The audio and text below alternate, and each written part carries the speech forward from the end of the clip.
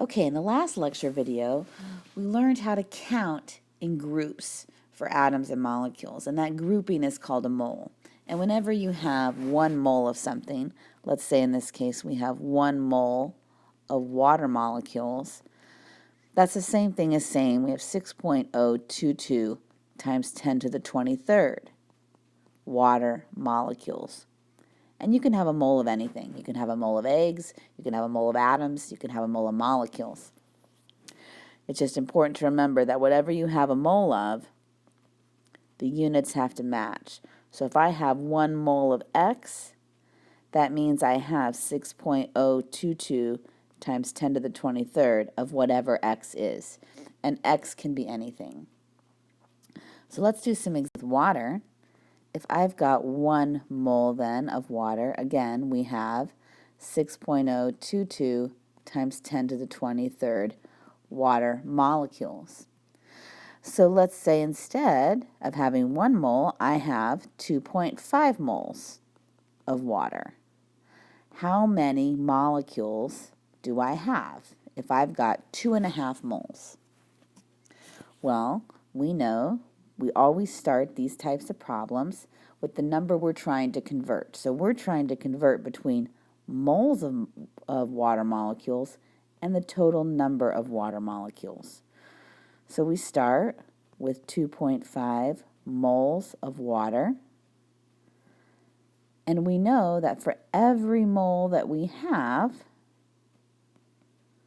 I'm going to put that in my denominator because that's the unit I want to get rid of. For every mole that I have a total of 6.022 times 10 to the 23rd total water molecules. My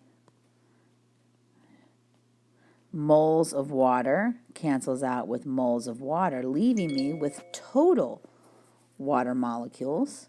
So if I do that math, I get that I have 1.5 times 10 to the 24th total water molecules. I almost don't have enough room for my unit there. So let's do another example. Let's convert the other direction. So let's say I have 2.5 times 10 to the 23rd molecules of water, and I want to know how many moles of water do I have. So this time, instead of going from moles to molecules, we're going to go from molecules to moles. Again, we start the calculation with the number that we're trying to actually convert, which is 2.5 times 10 to the 23rd molecules of water. And we know that for every 1 mole of water, we have 6.022 times 10 to the 23rd total molecules of water. So our molecules of water cancel out, leaving us with units of moles. So if I do that math, I have 0.415 moles worth of water. So that's telling us if I have 2.5 times 10 to the 23rd molecules of water, that's the same thing as saying I have 0.415 moles worth of water, because that's counting the water in groups of molecules. Let's do another conversion, another relationship. Let's say I have, again, 2.5 times 10 to the 23rd molecules of water, and I want to know how many atoms of hydrogen do I have. So if I jumped into the microscopic level and I saw all of these water molecules floating around, how many atoms would I have? Well, you might be able to look at this and say, well, I know that there are 2 hydrogen atoms for every molecule of water I have. So if I will have twice as many hydrogen atoms as I do water molecules. So you could logic this out. But since the numbers are kind of weird, let's look at how we would set that up mathematically. So if I've got 2.5 times 10 to the 23rd molecules of water,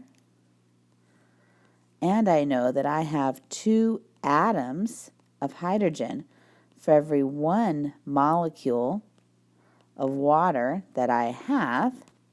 Molecules of water cancel out. That leaves me with atoms of hydrogen. So if I do that math, I have 5.0 times 10 to the 23rd atoms of hydrogen floating around in my sample.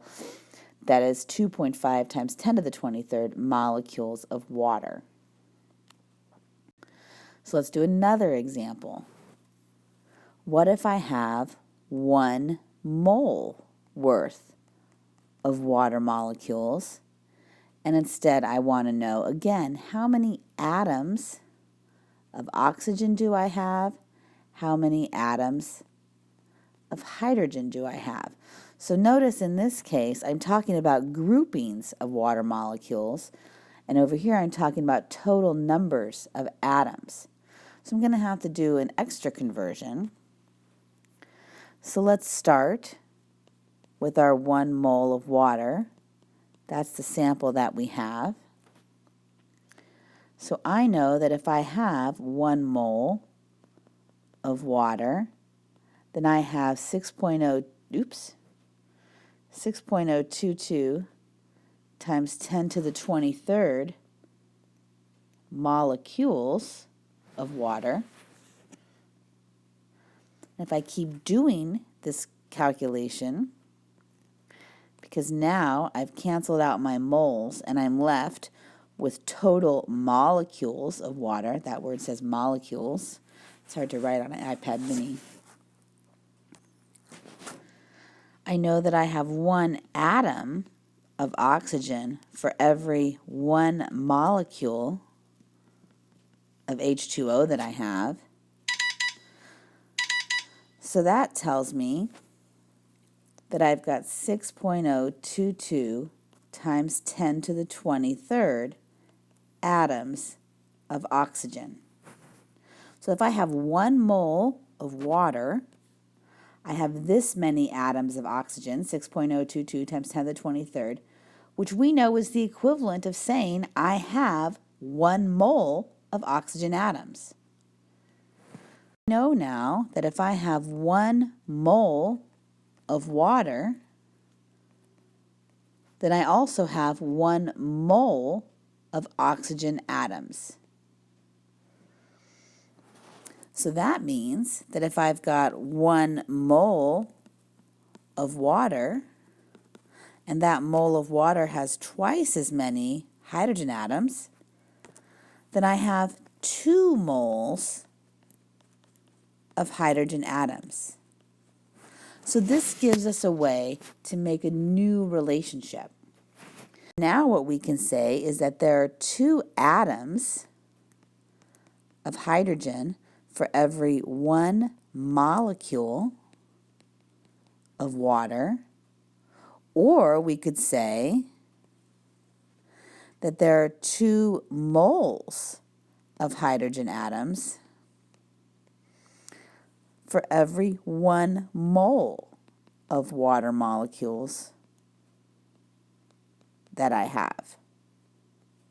So in this first example here, I'm looking at 1 molecule and I'm making a relationship between atoms in that molecule and the total molecule. In the second example, I'm making the relationship in groups because I'm using moles. So this lets us make all sorts of different conversion factors between atoms and molecules and moles of atoms and moles of molecules. And just like any conversion factor, we can flip these upside down and use them to convert between all different types of units. So let's do one more example. So let's say I have 9.26 moles of water, and I want to know how many moles of hydrogen do I have, and I want to know how many total hydrogen atoms. So I want to know groupings of hydrogen and total numbers of hydrogen.